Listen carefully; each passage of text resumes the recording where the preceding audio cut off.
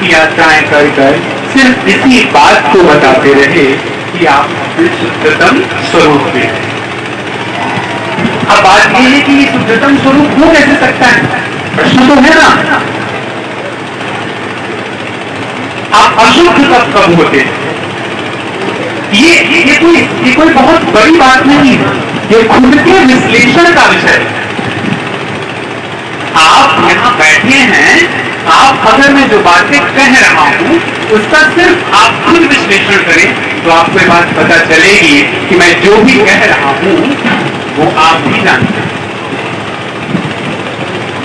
फर्क क्या है कि आप विवेचन नहीं कर रहे, फर्क सिर्फ इतना है।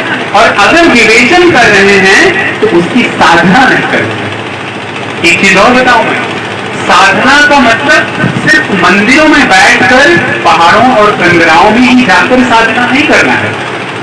क्योंकि कबीर साहब तो इस बात को कह गए ना, मोको कहां ढूंढे रे बंदे मैं तो तेरे पास, ना मंदिर में ना मस्जिद में ना काबे कैलाश में, खोजी हो तो तुरंत मिल जाऊं। यहाँ कंडीशन है, खोजी हो तो तुरंत मिल जाऊं। बहुत ध्यान से समझिएगा। अब खोजी कैसे बनेंगे आप? ऐसा तो नहीं है ना कि बस मंदिर में गए, आरती करी, लड्डू चढ़ाया और आप खोजी बन गए। खोजी एक प्रवृत्ति, उस खोजी प्रवृत्ति को अपने अंदर जन्म देना पड़ता है, विश्लेषण करना पड़ता है, हमेशा अपनी सुरति में लगे रहना पड़ता है। हर बार, हर समय, हर पल आपको अपना विश्लेषण करते रहना होगा। शायद यही कारण है कि कभी सब कहते हैं दुनिया ऐसी पाथर पूजन जाए। भाई बिना विश्लेषण के पाथर पूजने का कोई अर्थ नहीं है।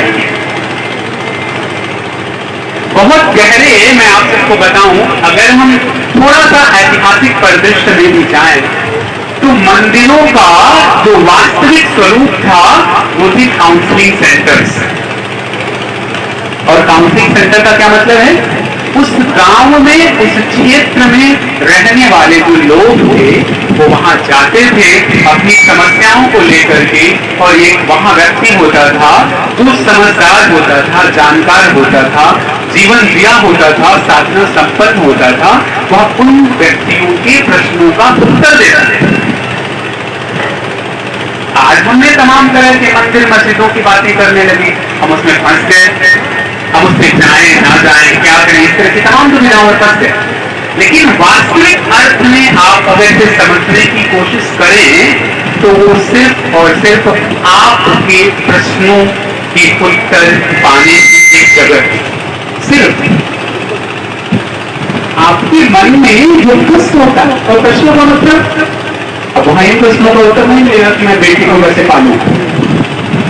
वहां जो सेल्फ डिस्कवरी है, जो स्वयं की खोज है, उसका उत्तर वहां मिलना है। हम क्या,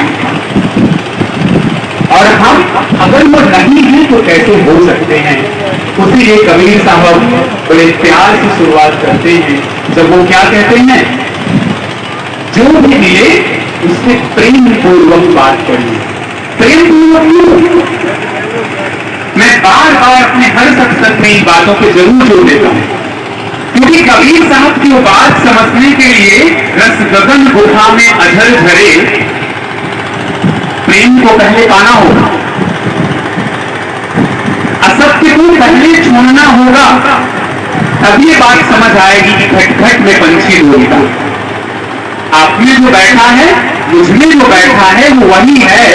इस बात को समझने के लिए सत्य की राह पर चलना होगा।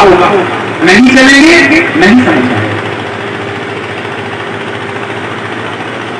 अगर आप उस सबको जला देने के लिए तैयार हैं जो आपको रोक रहा है, तभी आप कबीर साहब के सच्चे मार्ग पर या किसी भी संत परंपरा के संत के सच्चे मार्ग पर आप चल सकते हैं। जब तक आप अप्रेम से भरे हुए हैं, जब तक आप घृणा से भरे हुए हैं, जब तक आप ईर्ष्या से भरे हुए हैं, जब तक आप भेद से भरे हुए हैं, एकदम आप जान लीजिए वो मिल ही नहीं सकता। आप पल तलाश में आप उसे तलाश ही नहीं सकते। अगर आपके मन में कलुषता है किसी भी व्यक्ति को लेकर, तो आप उस मार्ग पर नहीं चल सकते। और सत्संग इस बात की सियोरिटी देता है, इस बात की को निश्चित करता है कि आप अपने सच्चे स्वरूप की तरफ लौटे। सिर्फ और सिर्फ सत्संग का यही मतलब है कि आप अपने सच्चे स्वरूप की तरफ लौटे। और मैंने जैसा बताया, जब आप प्रेम से भरेंगे, सत्य से भरेंगे, सहृदयता से भरेंगे, भेदभाव को दूर कर एक जैसा हो जाएंगे, तब आप वो खोजी हो पाएंगे। और तब यह निश्चित है कि पल भर की तलाश में मिल जाएगा। तब यह निश्चित है कि मुंह को कहां ढूंढे हुए बंदे, मैं तो तेरे पास में।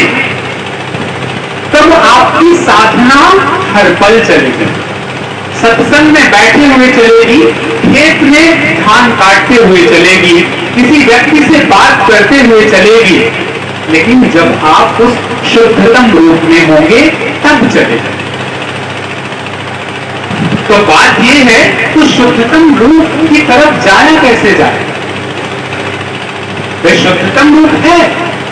आपको हर पल इस बात का प्रयास करना होगा कि जब भी आपके मन में ईर्ष्या आती है, उसे आप हटाएं, उसे रोकें, उसे दूर करें।